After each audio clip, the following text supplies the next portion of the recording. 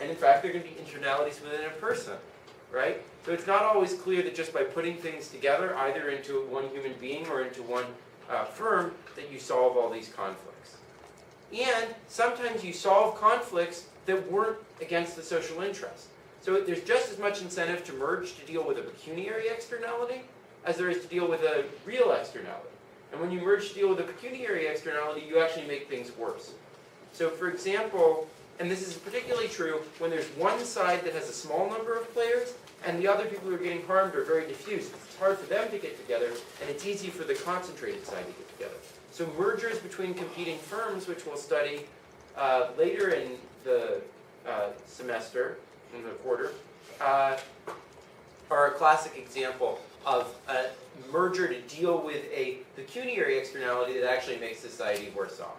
So our industry-wide lobbying groups, or to take a more vivid example, the pack of popular girls who all hang out and try to, basically use their joint market power to make miserable all the guys at the school, right?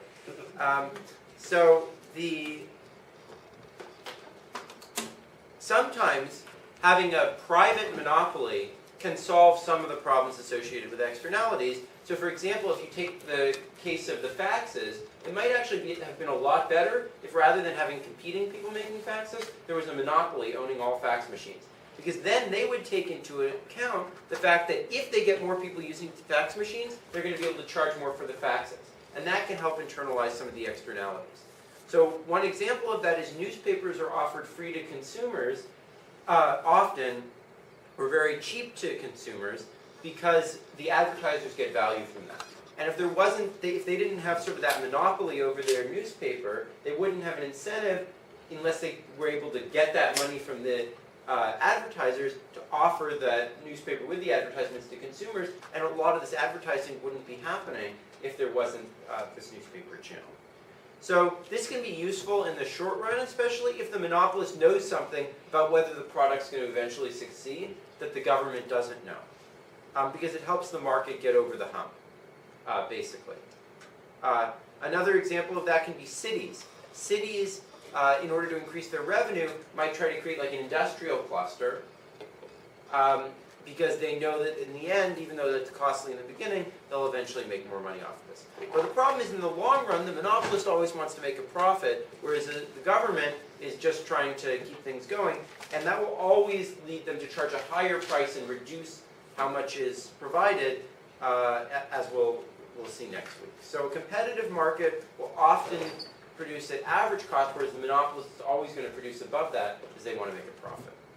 So in the long run, the monopolist will also always supply less, but if they have some information, they can be useful in the short run to help a market get over a hump.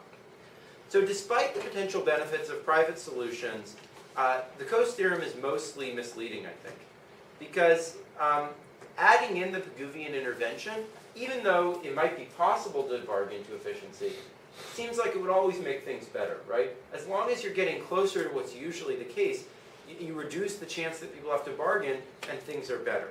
It's still possible to bargain. In fact, people do bargain in lawsuits. So that's not really an argument against using a Pigouvian solution. Second, most externalities, if not, or at least many externalities, are very diffuse. They affect a lot of people, and it's not really possible for all the people to get together and bargain to efficiency. For example, how could everyone who's affected by climate get together in a room and bargain with each other to figure out, what's the efficient solution? It's just totally impossible, right? Most importantly, the information about whether the thing is efficient or not is usually diffuse. So, do any of you guys have a sense of what the efficient level of carbon emission is? I mean, it's like, or if you do, it all came from scientists who aggregated a ton of different data. It's not like a bunch of people in a decentralized way could get together and just figure out what the efficient level of carbon is. It requires a consensus of a bunch of experts. And each individual has very little information.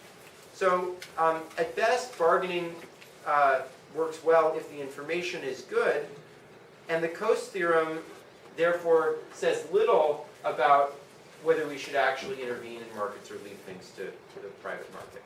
So the externality problem is really a problem of information.